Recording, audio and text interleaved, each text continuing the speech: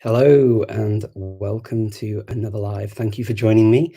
Today we are talking about language events and language conferences, and particularly, obviously, I'll be able to focus on the Polyglot Conference, which is the one I've been working on, for a while now, and answer questions that are important to you, and also give you the information as to where we are so that you are completely in the loop with the Polyglot Conference.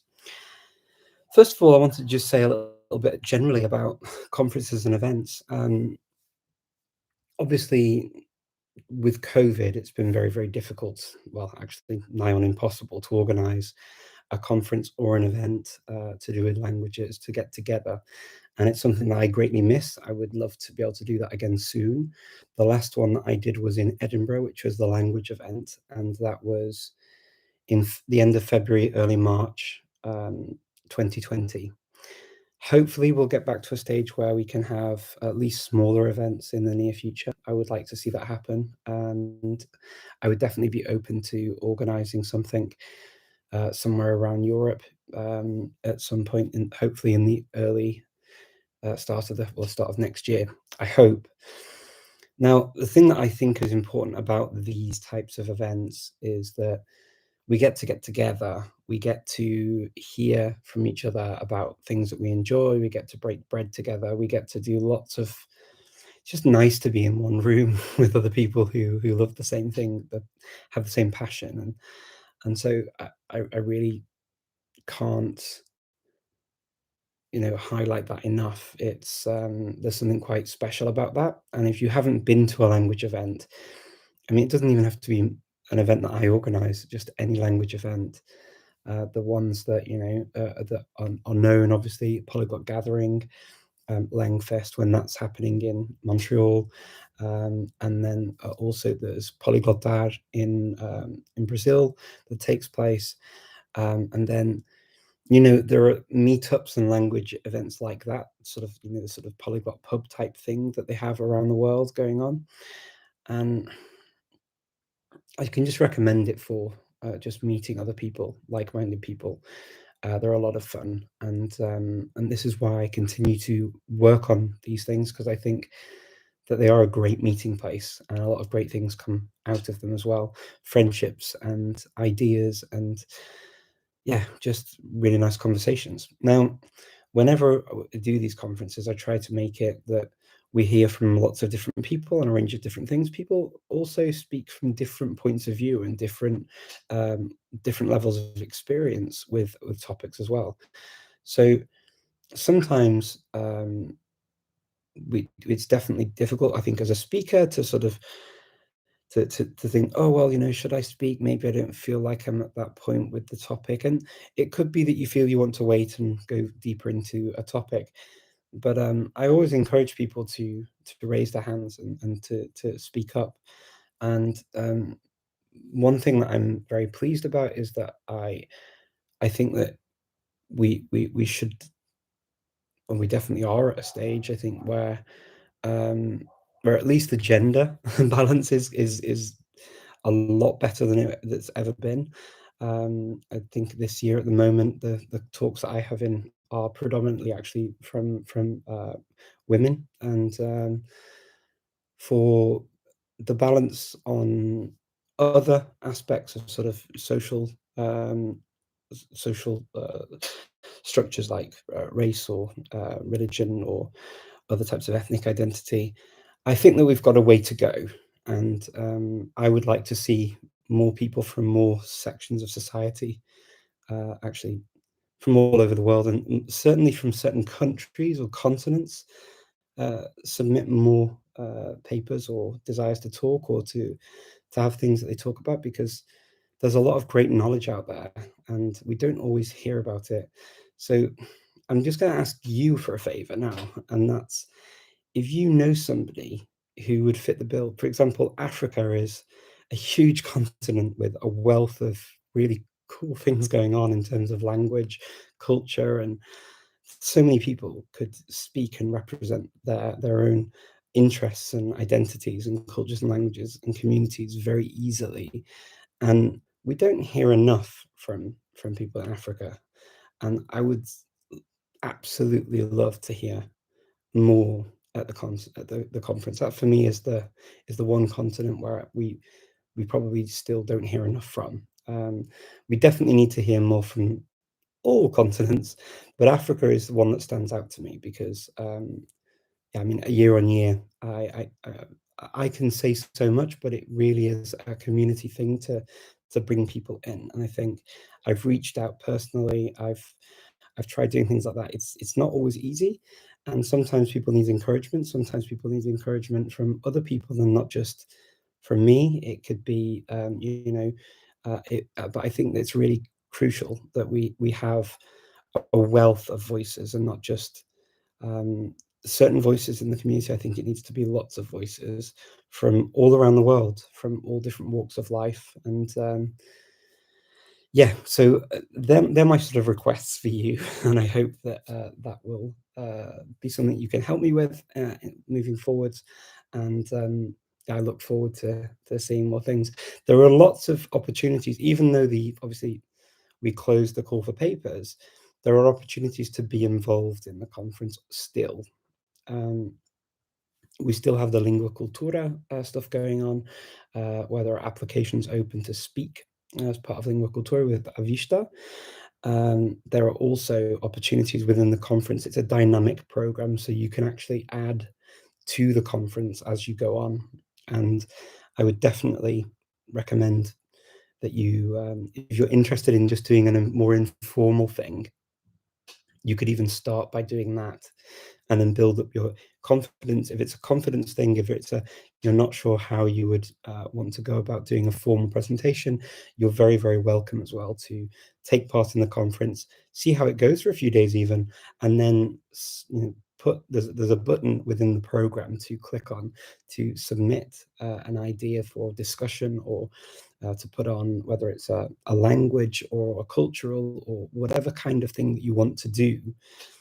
You are welcome to do it. The conference is for you and about you. And if you don't see yourself represented, please do take that bold step. I know it can sometimes be a bit daunting, and just to let you know that you have my full support to do that. We want you to step forward, and we want you to represent. And sometimes it's difficult to be the first from a community, and sometimes it can be challenging, and I really do get that. And if you ever want to reach out to me to say, look, I'm from this community, and if you feel that it's difficult, and my door's always open, and you can always let me know. Okay.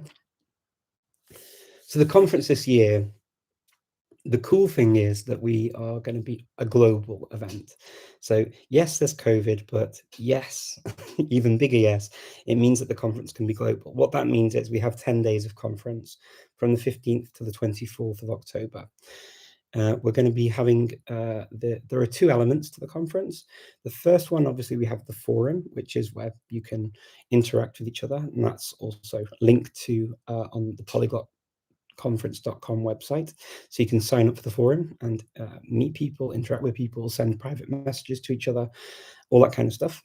And then the second element is the live environment, and that is where you will be able to join rooms to talk to people on using Zoom technology. So you'll be able to be on camera. You can turn your camera off if you don't want to be on camera, and you'll be able to practice languages. You'll be able to interact with people and talk about certain topics. We'll have a room as well, especially for sign languages, and so you can sign. And yeah, I mean, it's possibly. It's always a very broad range of things that we look to offer at the conference in terms of language ability, language practice. Our sponsors are helping with this a lot, particularly italki. Italki is putting on 100 italki taster lessons, which is absolutely astounding. And they're going to be covering so many languages. I mean, I saw a list and it was like crazy. The number of languages is just crazy. But they're going to have them going on all throughout the 10 days of the conference. Some of them are going to be recorded. so you'll be able to watch them afterwards. We'll record them, and then we'll have a note in the program when things are recorded, so that if you don't want to appear on film, then you don't have to. You can also decide whether or not you want to participate speaking, or if you just want to watch and observe, and that's also fine. Obviously, we need a lot of brave people to be able to be on camera, so that it will, there'll be a session where the teacher can actually interact maybe as well. But generally, I think it'll be fun. It means that also there's an option for people who maybe didn't hear about the conference in time to be able to come to the conference YouTube channel and watch what went on and learn something from it. My philosophy is always about helping people to learn and to give people access to information, and this is one of the reasons why the Polyglot Conference is actually a donation-based event, particularly these 2 years that have been online. It's been important to me to make it so, because not only sometimes are there issues in terms of financial capabilities of being able to pay a certain amount of money for a ticket, I also believe that there are a number of countries that actually, even if they had the money, they wouldn't be able to participate because of restrictions on banking or transfers and things like that. So I never want to leave anyone out. I always want to be able to keep this as open as possible, and as open as I can make it, then I will do that. So there is no ticket price. You don't buy a ticket, you donate. If you're able to donate, you donate to the conference, and that helps to pay for obviously licenses and things like that for this year, and also the sort of the tech stuff that we need to pay for. So obviously there are lots of admin kind of things about running an event, and then sort of paying the things that are necessary to make sure the event takes place, and so those kinds of things are covered. The event tickets are on Eventbrite, so you can get a ticket there. But if you read very carefully, you'll see the instructions as to what you can do if you cannot pay, or for like pay a donation. If you can't do that, there are instructions there, so you can find all that out. So yeah, have a look and see, and look forward to seeing you at the conference. The event, as I say, will take place over 10 days. We have a number of sponsors and partners. So I mentioned Avista doing the Lingua Cultura experience at the conference. That's an event that took place on Clubhouse this year for the first time, and there'll be a number of speakers for that event within the Polyglot Conference, where there will be discussions to do with language, culture, and all that kind of stuff. So it won't just be language, and it will also be in different languages. We've also got the italki lessons that I already talked about as well. Then we have the speakers. The speakers actually have done pre-recorded presentations, which will be subtitled so that they can be accessible and to everyone at the conference. So they'll be subtitled, ready. If we get some submissions late, it may be that there's a delay in some of the subtitling, because it takes time to do that, and clearly there's a sort of a resources can be limited, but we will do our best to get them subtitled as soon as possible. Then we will also have quizzes and games, courtesy of our other partners, Langfest, who are joining us again this year, and UTalk, and they will be organising all sorts of things. They've been doing things all year. In fact, every single month this year, since the last conference, they've been doing things, and they'll be doing more again this year. So it's really, really cool that they're going to be with us again. The other sponsors that we have are also deciding on things that they're going to do, and we will put news about those activities in the program. We have, from last year's conference, a number of standing language exchanges, which we will not stop during the conference. We will allow those to continue right through the conference, and if you want to join one of those groups, then you're very welcome to do that. The people that organise them are very nice and very welcoming, and I think the more kind of things like that we can add to the future, so much the better, as far as I'm concerned. You will have access to be able to continue doing that in the future too. So it's well worth doing it and getting involved. We'll have obviously a welcoming ceremony and an outgoing ceremony, and Olga Koeva has graciously agreed to play for us again and do a multilingual concert, which is fantastic. She did a great job last year, playing and singing in, I can't even remember how many languages, but a number of languages. It was absolutely fantastic, and she's very kindly agreed to do that again. And also, she's agreed to host language exchanges, and they're already in the program. So you can check those out as well. There are a number of languages available.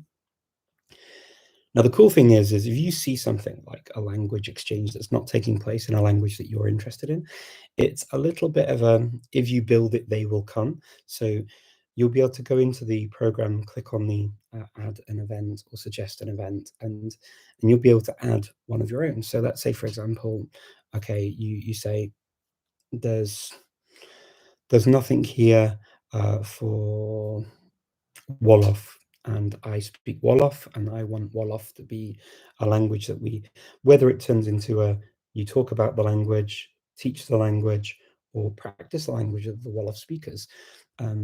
The idea would be that you would then have that represented, because you can take ownership of that, and we will just give you the area to facilitate it, and we will highlight it in the program.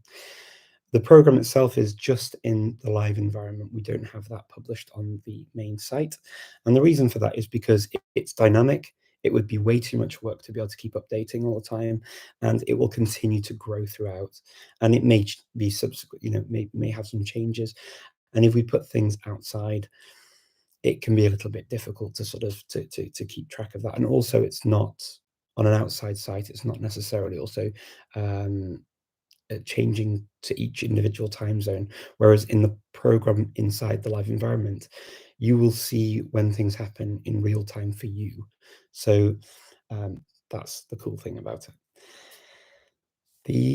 So the conference, as I say, it's the live environment is actually open now, and there are these regular things that are happening already.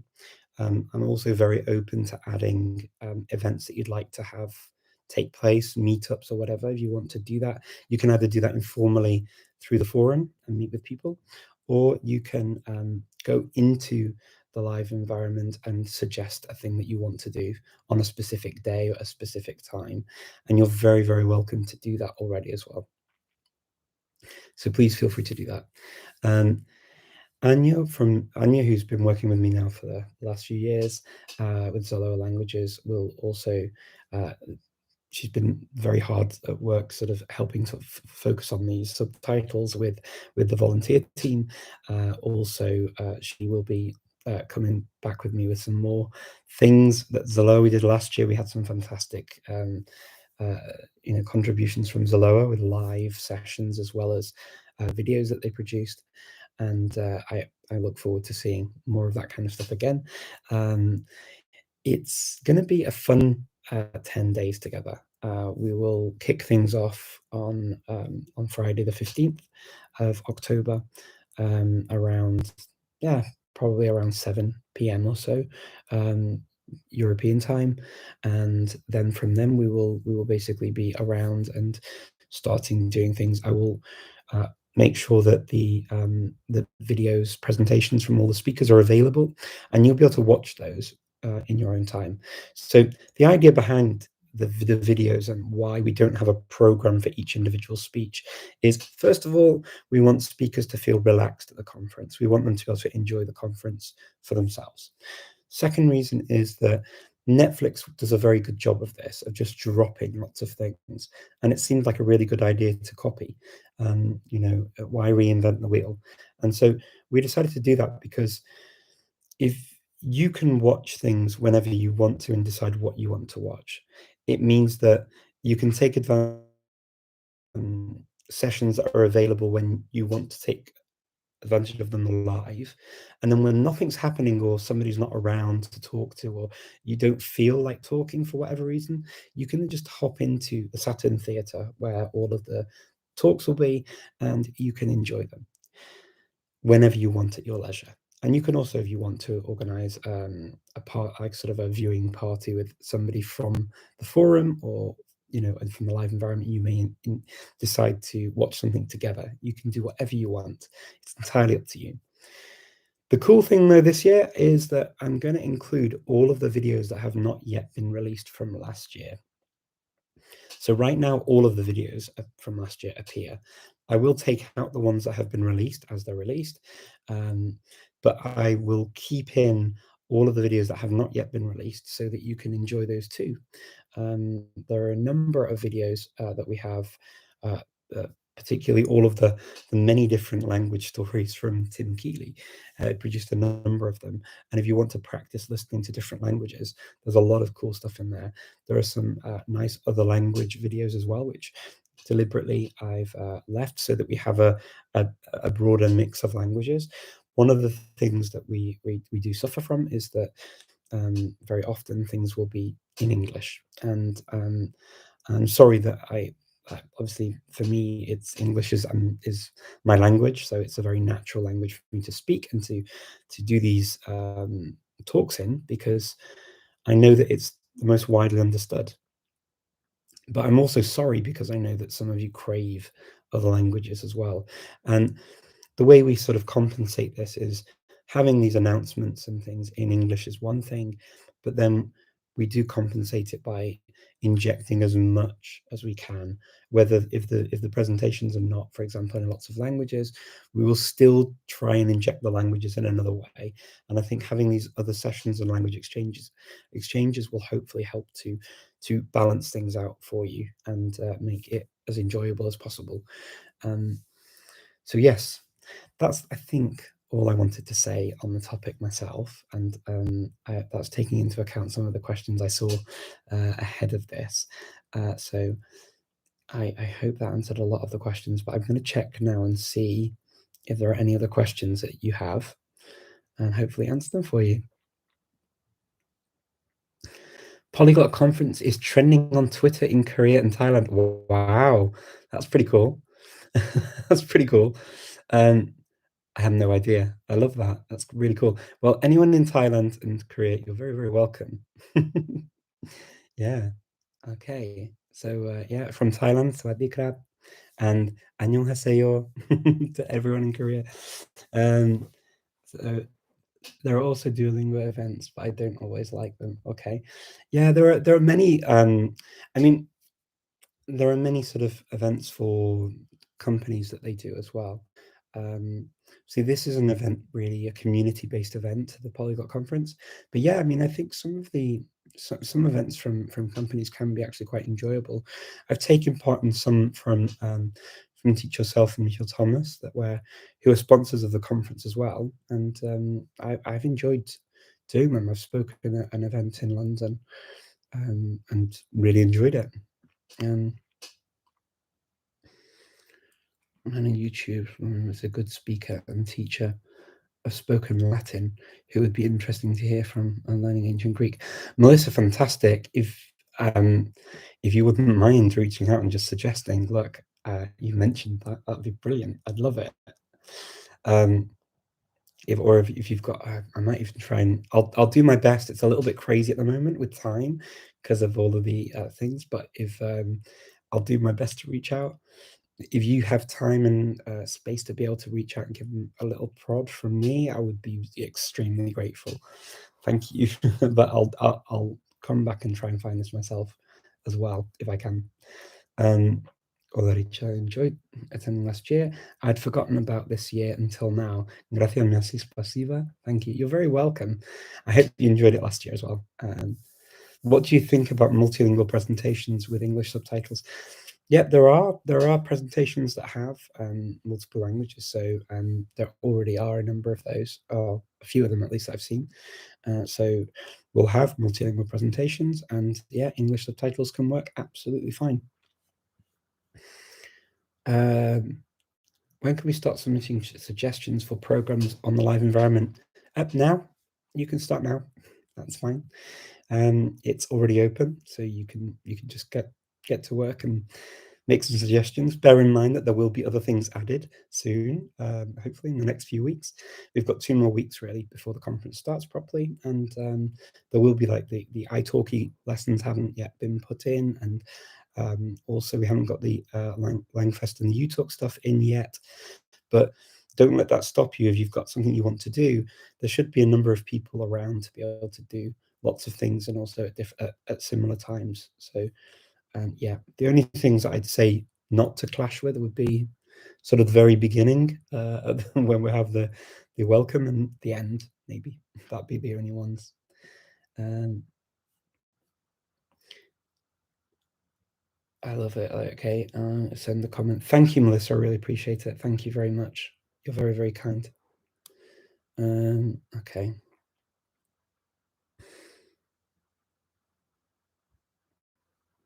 I'm going to do my best as well to be around and available to speak in different languages as well.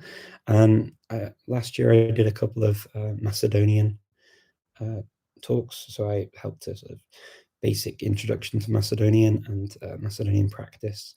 I'm very, very happy to do things like that. I have done things in the past where there are languages that I speak that I thought were not represented, and unfortunately, not many people joined, because this is the thing: is you sort of I can go and speak. I could offer languages that are already well represented, but like I did at one event. I think it was at the Polyglot Gathering actually this year. I set up or I offered Albanian, or I went to they had an Albanian room set up. That was it, and I went to it, and people came basically hoping to hear Albanian. And of course, my Albanian's okay, but it's not. I'm not Albanian. I mean, I can communicate my ideas in Albanian to a fair degree, but it's not quite the same. But I was happy to even at that kind of level to give an idea of Albanian, talk about the language, and also give some words. So yeah, ni hao, thank you. Hey, thank you for following me. Yes, thank you very much. I would absolutely recommend that you also follow the Polyglot Conference channel itself, as well as feel free to follow me for. I do these kinds of talks about language every week, obviously, but today I wanted to talk on my channel about the Polyglot Conference, because it's been basically what's been keeping me busy. I'm very, very busy for the last few weeks, and the last couple of days I normally do these daily updates, but I've been so busy with the conference stuff that I haven't had time to do it and still survive. So I had to sort of decide, okay, look, if I don't do a couple of days of the daily updates, it's not the end of the world. So I hope you haven't you missed me too much doing that. I've got some really nice comments from doing this, so I hope so. I hope it's been okay. Okay, your introduction to Macedonia was great last year, Richard. Thank you, Ewan. I really appreciate it. I would love to join again if you offered it. Yeah, I will. I'll do an introduction to Macedonia again. I'm very happy to do that. For me, it's my home language, so it's it's really, yeah. And I saw Diane on here on Instagram, and Diane is also a Macedonian speaker. So yeah, maybe we'll have more Macedonian speakers this year, and not just me. But that would be cool. Yeah, I mean, we have had Macedonian speakers for a few times actually. I just don't think I had a Macedonian speaker who was who actually gave a talk last year, but we didn't have many around in the live environment that I came across. Nice to see you all. Yeah, thank you so much. I mean, with the conference, and as I say, with other events, I do hope that we'll be able to do in-person things. My vision in the future is this, that I think what we've learned from COVID and doing online events. I mean, I was really not a huge fan of online and calling things online events.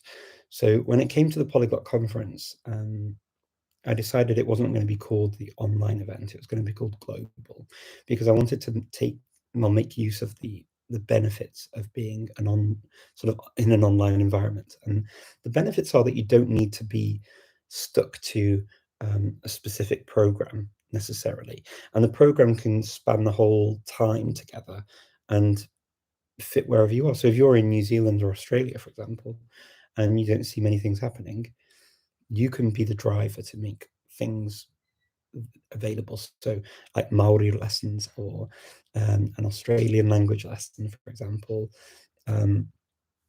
would be cool. Likewise, I mean, Teddy Nee was really into doing lots of very cool language lessons and exchanges last year. So I'm hoping that he will also come back and do some really nice language exchanges. He was doing Indonesian, he was doing Chinese, he was doing Esperanto, I think, as well. What else did he do? He did a number of them. It was really cool. The speakers can also come and do Q&A sessions. So what will happen is, if you see in the program that a speaker has requested a Q&A session, it means that you've got time ahead of that Q&A session to watch the video whenever you want, whenever it's convenient for you, and then you can go to the session and ask questions and interact with the speaker. So we don't force speakers to do that. We just invite them to do it if they want to and if it's convenient for them. And a number of them did it last year, and I'm sure that a number of them will do it this year. I've already had conversations with Elizabeth Caton about this, and she was quite enthusiastic about doing a Q&A session. So there could be a number of other speakers who would want to do the same thing as well. So yeah, absolutely brilliant chance to be able to actually get that contact with the speaker like you would at an in-person event, but also without the speaker having to speak on the topic, present, sort of, worrying about where all the notes are and whether everything works. That's all kind of taken care of, and they can be a bit more relaxed. And this is one of the big advantages I see of this style of event, and this is why I believe that there are a number of things that work in our favour as to having the event in this way. So moving forward, I think that I can see the idea of kind of maybe a type of blended event that we would do, and always have the global aspect of the Polyglot Conference. I think that doing a global conference is extremely important.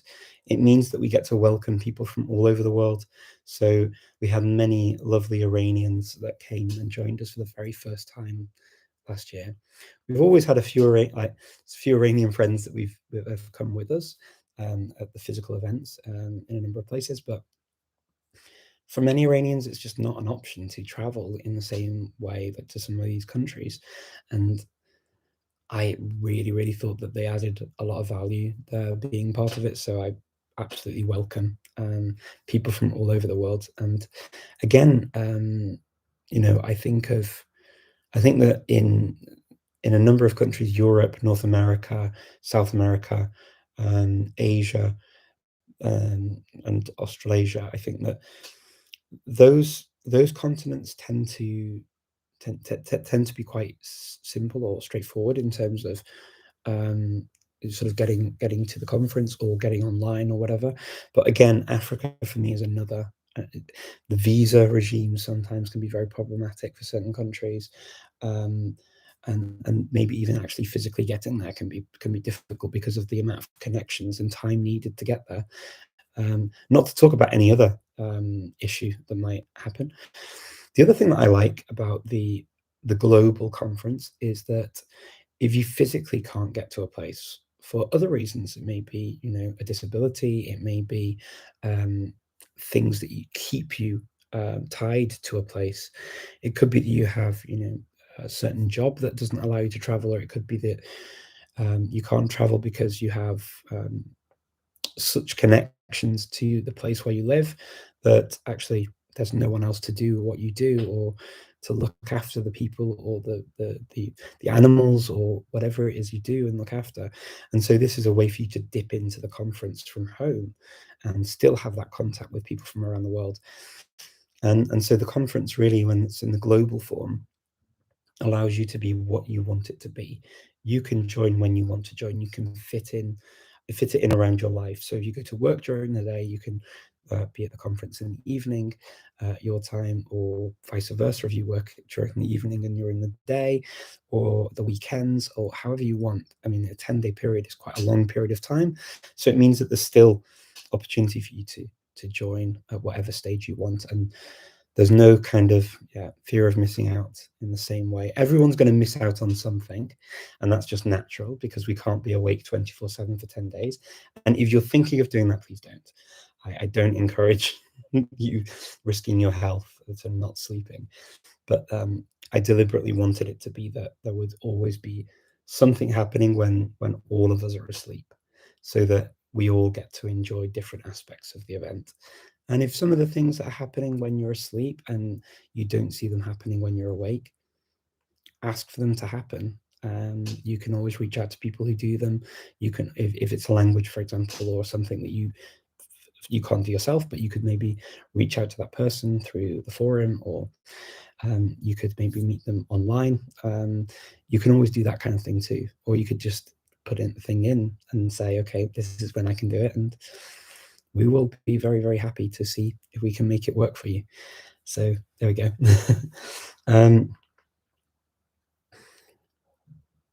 I've been studying Turkish for 8 months, 5+ hours a day. Wow. However, when I watch a Turkish original series, I only understand one word sentence, and that's if it's already studied script. Is this normal? Oh, wow. Possibly.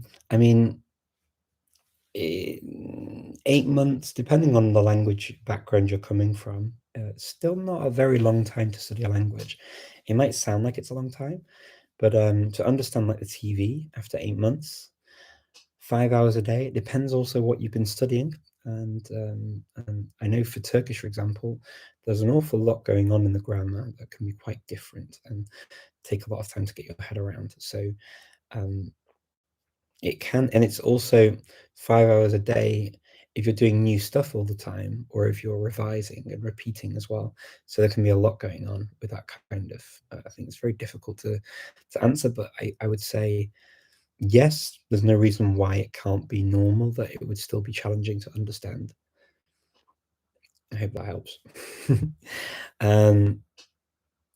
Okay, so any other questions about the conference that I can see here? I'm just trying to see if I can see any more questions. Okay, and salut de Québec, on veut te voir parler québécois. Ben, si je parle québécois, j'ai appris à parler un peu comme ça quand j'étais au Québec. Avant de partir, j'ai appris un peu avec, j'avais un prof d'italki où j'ai commencé à apprendre à parler comme ça. Mais c'est bien beau comme langue, quoi. Mais c'est bien difficile à faire. Et je fais pas vraiment 100%. C'est quelque chose que j'aime bien faire, mais et j'adore l'accent. If that's okay. I don't want to offend anyone in Quebec. I actually genuinely do really like the accent. And I know it's not as authentic as maybe my French accent, but I hope that I did justice to the language. Where can I find the schedule? The schedule is going to be, so the schedule is we call it the program, and it's in the live environment, and it's a dynamic program that will change. So we don't publish it publicly. We just have it inside the program, and we have many, many things going on. So you will see, when you see how big it becomes, you will understand why it's not publicized. The speakers are publicized on the website as we confirm the videos have been received. There are other speakers that will be confirmed, but we don't confirm anything until it's actually in the program. But we have got, as I say, 100 italki lessons coming in there. We've got around about 50 speakers. We've got all the talks that haven't yet been published from last year. We've also got standing language exchanges. We've also got lots of language exchanges from Olga Cueva. We've also, we're going to get things from the Langfest team, as well as UTalk, and from and from Zaloa, and we'll also get things from Avista with the lingua cultura experience. So we're going to get lots and lots of things in there, and they're not all in there yet because I haven't got all of the information yet. That needs to be firmed up by each person working on those schedules, and then once they are, we'll put them into the program, and you'll be able to see them. But yeah, doing it on so many places would be a bit challenging, and I think I'll write something on the website just to sort of clarify this, because the fact that I got that question and the fact that not just once, I think means that I've not been maybe as clear about how that works on the website. So I'm gonna rectify that and remedy it so that it's totally clear. Because I, you know, I mean, when I hear this, I definitely want to be as clear as I can. Richard, how many accents can you mimic in English and Spanish? Oh, Jorge, I can do quite a lot in English because it's my first language. I don't know how many, but a lot of different accents. They won't all be 100% authentic to people who actually speak them natively, but I can do a number of them, particularly from the UK and obviously Australia and a few US accents, and Canadian to a degree, and then for Spanish, I'm trying to think. I used to do an okay Galician accent and an okay Catalan accent. My standard Castilian I can possibly still manage, and then obviously Andaluz, que es el acento que tengo, que más como es el español que aprendí. Así que, a ver, Richard, how many? Okay, let's see. Here we go. What's your sign of zodiac? Oh, my zodiac. Oi. Какой ваш знак зодиака? Это, no, Водолей. Это Aquarius, I believe. I'm not huge into star signs. I'll be honest. I kind of, yeah, I find it hard to think that 12% of the. I mean, I think it's probably people who are more into them when maybe know more information about how it works. But yeah, I don't really know very much about them. I just know, yeah, I'm Aquarius. Richard, you should challenge Rory Bremner to a duel on accents. I think I would lose, absolutely lose. He's extremely talented when it comes to imitating people's voices and things. It's incredible. Bonjour, Monsieur Richard. Do you speak any Indian languages? No, unfortunately, I don't. I know a few words in Hindi, of course, because because I grew up in the UK, and yeah, I'm trying to find how you would not know any Hindi words if you like languages and you grew up in the UK, because India, Pakistan, and Bangladesh are kind of I have a real affinity to those countries. They feel like in a weird way. There's I think maybe because a lot of my friends had parents from those countries, so I felt very close to particularly Bangladesh actually, but also India and Pakistan as well. And so yeah, I mean for me it was a no-brainer to learn a few words, but I've never actually studied languages because obviously my friends were British. They weren't necessarily just because their parents are from there doesn't mean they're from there. I mean they were very British, so we spoke English. And but yeah, I mean I used to hear their parents say things, and I thought it was really, really exciting. Yeah, I always wish that I had had a parent from India, Pakistan, or Bangladesh. I don't. Um, yeah, I always thought it was quite cool that they got to go to learn Arabic at the weekend, and I didn't. So they could read the Quran. I thought that was absolutely amazing that they got to do that, and they didn't want to go, and I was super. I don't know if jealous is the right word, but I really wish that I could go, and I had to learn, the language of the mum or dad, and and I would get to go to sort of read to learn read and read Arabic. I thought that was super cool, and they just really they resented it to a degree. Some of them, yeah. I wish I could do that, but unfortunately, that wasn't my history. Yeah, what can you do?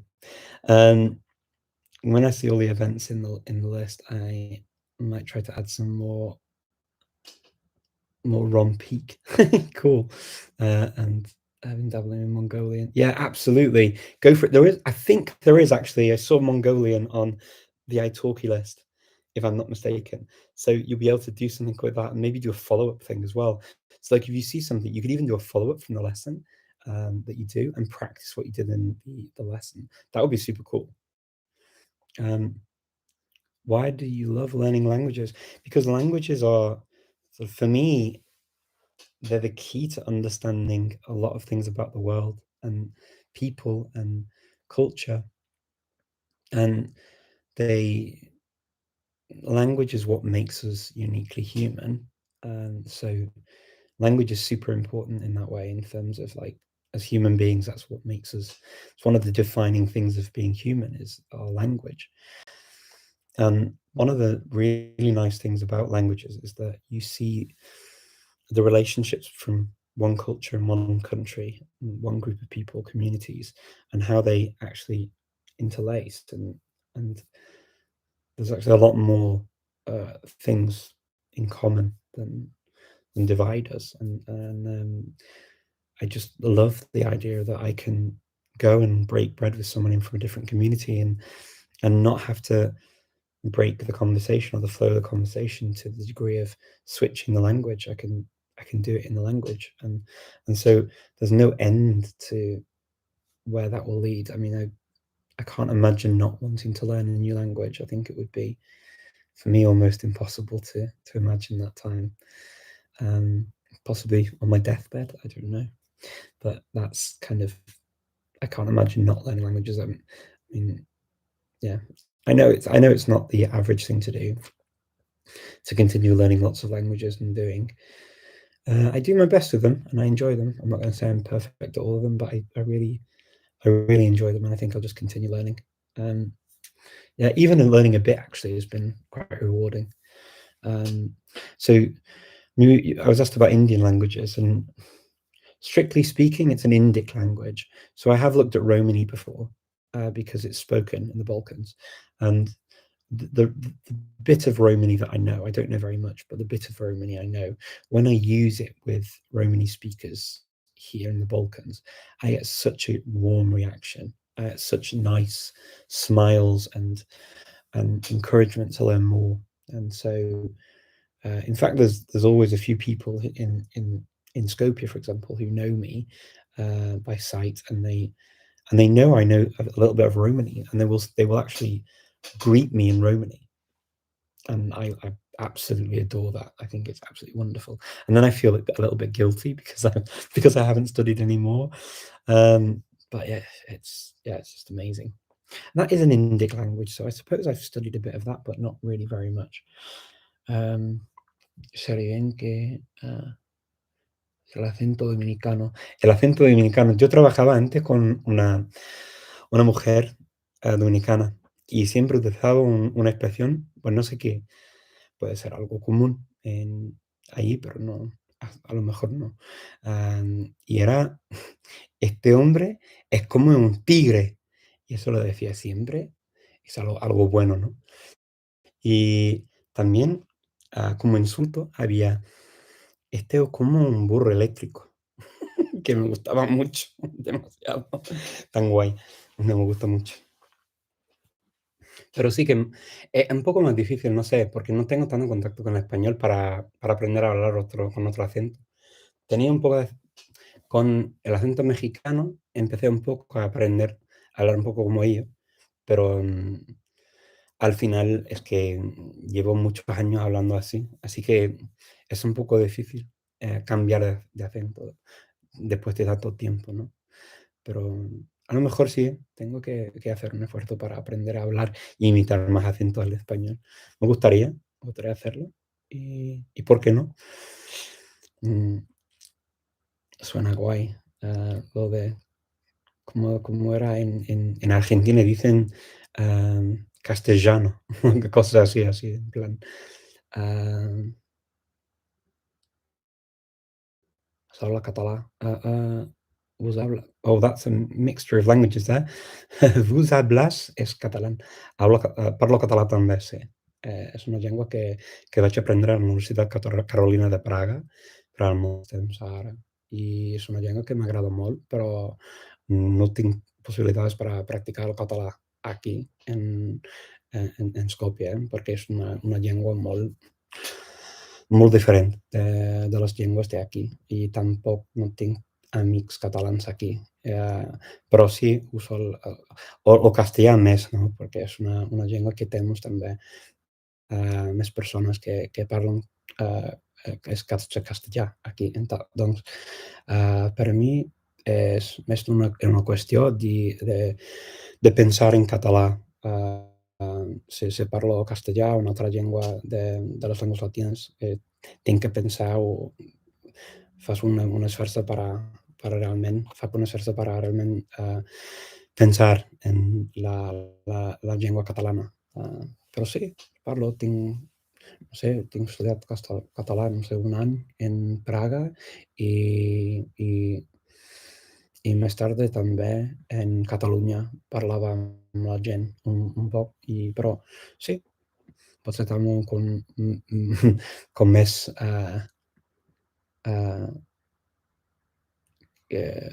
com més paraules o més gramàtica castellana en mi català ara, potser.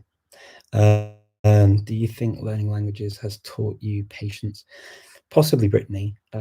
Possibly, yeah. I think that learning languages is definitely you have to consider what you say, sometimes rethink things, and so it takes a bit of this sort of the spice out of you can't really get angry in the same way. Some people do find it they get frustrated actually learning languages, but I found that actually just end up laughing when I when I make mistakes, and I make lots of mistakes, so I get to laugh a lot, which is great.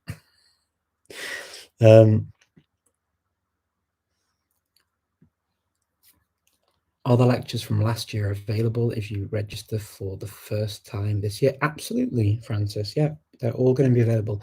The ones that have already been released are available on the YouTube channel already. There was a new one released today. And the ones that haven't been released are all going to be available on this year's platform too. I think it's important to just have everything. Okay. Изучает ли вы культуру страны, язык, который выучит? Да, да. Это нормально. Я думаю, что это нормально, потому что, в принципе, для меня язык- это как начин использовать культуру и освятить культуру, когда вы говорите. И поэтому я думаю, что это невозможно нет говорить один язык, а потом забыть культуру. Это невозможно во мне. Я думаю тоже, что когда ты изучаешь язык очень хорошо, это значит, что надо изучать и тоже и культуру. И для меня здесь, в Македонии, например, это невозможно не знать ничего о культуре. I hope that I answered that okay. I saw that you wrote it in English afterwards, but you wrote it in Russian, so I was going to okay, I'll write it I'll answer in Russian. Okay. On the subject of Romany, a linguist called Christopher. Oh, yeah, he does. He does speak Romany, so that speakers of the language often assume that he is one of them, as has happened to you. No, someone did actually one time. Someone did ask me, what kind of Rom are you? Like Rom. Rom is the word for Romany man, so they call it Rom. And because they were really confused why I would know any Romany at all. And yeah, it has happened once.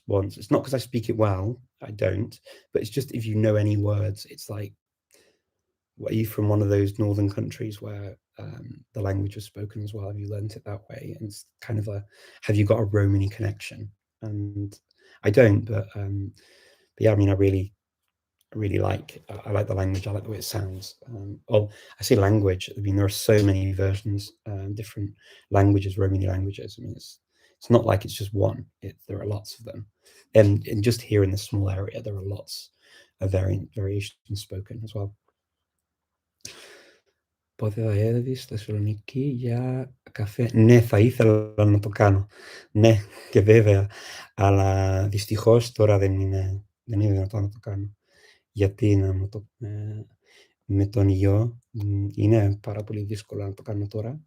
Αλλά σε λίγο. Ελπίζω. Θα ήθελα. Ναι. Let me see if I can see any more questions on Instagram. I'm sorry, I'm just trying to do both of these at the same time. I'm terrible, I know.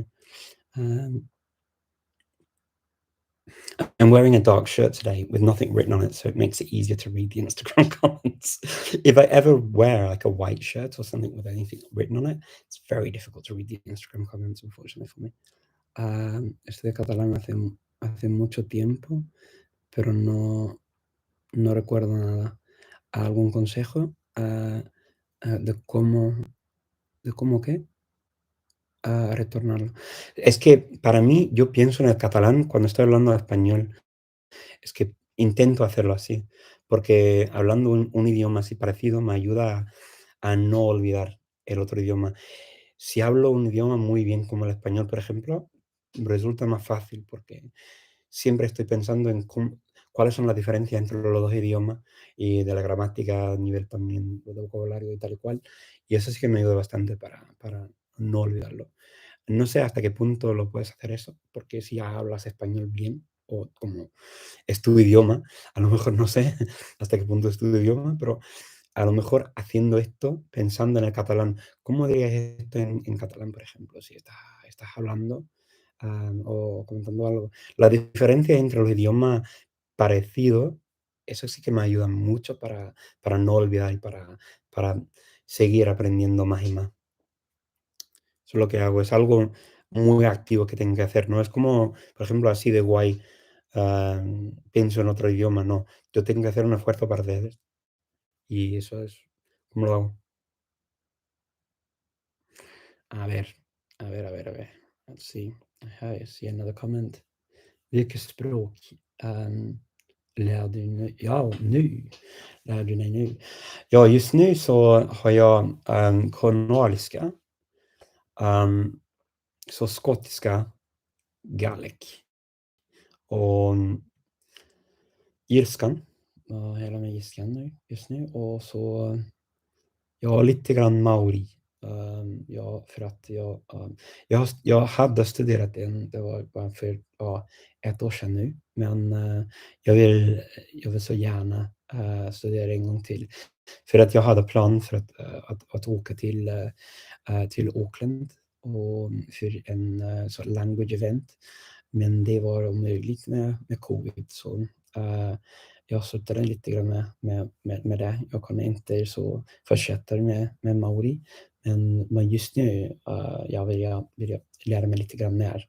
Och jag ska se och det, om jag har möjligheterna att åka dit, kanske nästa år eller 2022, jag vet inte. Men jag ska se. Och så jag pratar varje dag. Och varje vecka så jag har också en grupp för grekiskan och koreanska också, naturligtvis. Det är för det här året så studerar jag lär mig också koreanska. Jag studerar också på en college i London. Så jag har det varje vecka där på onsdag. Och ja, så går det nu. Ja, men det är allt, men jag tror att det är ganska mycket. Are there any Southeast or Asian language exchanges available at the conference? Absolutely, there will be. There are many people who speak Asian languages. So yeah, Southeast Asian languages, absolutely. I can't imagine that there wouldn't be. And last year there were. So yeah, there are lots of people who speak, who are interested in Japanese, Chinese, Korean, Thai, number of languages, even Vietnamese and different things as well, I'm sure. And a number of those languages are also going to have lessons with italki. So yeah, absolutely. Is Turkish difficult? It depends what you're learning it from. If you're from Azerbaijan and you speak Azeri, no. The difficult thing with Turkish is, I think, getting the mentality of changing the whole sentence round and manipulating it in a way that a Turkish speaker would naturally do. That's the challenge that I find with Turkish. Actually saying basic things and having conversations in Turkish to a fairly okay level is not too bad. It's a pretty logical language in a lot of ways. Particularly the beginning stages are very logical, and don't feel too bad. It's when you get, I think, past A2 into kind of the B1 level and then beyond, it just gets a little bit more challenging. It's kind of the opposite of Russian. Russian is like the challenges tend to be at the beginning to get certain things right, feel a little bit more challenging, and then it gets relatively a bit easier as you move forward, to start putting things together. I think that there's some languages have that where the beginning feels more challenging because it's so different, and then later it becomes easier. And I think Turkish is definitely more on it's easier in the beginning and it gets a little bit more challenging later on. That's how I see. I mean, I'm not talking about sort of these perfectionist levels of C1, C2, and beyond, because I think those kinds of levels are just challenging for very different reasons in every language. I'm talking about sort of when you begin and you sort of get to the lower advanced level. I guess that's kind of where I'm coming from on this. I want to write my college essay about why I love learning languages, but I'm having so much trouble with it. Brittany, I think, break it down as to what it brings to you. How does it change your life? How does it affect you? How does it make you feel? What's interesting about languages for you? Ask yourself these questions that you've asked me, but also ask yourself things about, words, pronunciation, songs, cultures, the idea of traveling, the idea of going to different places and meeting people and all that kind of stuff, and getting into a language and its communities, right? They're really, really cool things to do. And so ask yourself questions like that and elicit those kinds of responses to build your answer, because I think then it will come from you in an authentic way as to why you do it, why you like them. Sometimes it can be as simple in the beginning as I just like the sound of the language, or I like how it's written, or but then there are other things that open up with languages. So be authentic to why you do it. At the same time, ask yourself those questions for sure, and it will hopefully help to build the essay up for you on its own. Okay, so we've got to an hour, and I'm going to finish today on time. Normally I sort of go over for like 20 minutes, but it's been a real pleasure speaking to you. Thank you so much for taking the time out of your day to join me and for keeping me company on a Sunday afternoon for me. And I hope that you will come to the Polyglot Conference. I look forward to seeing you there.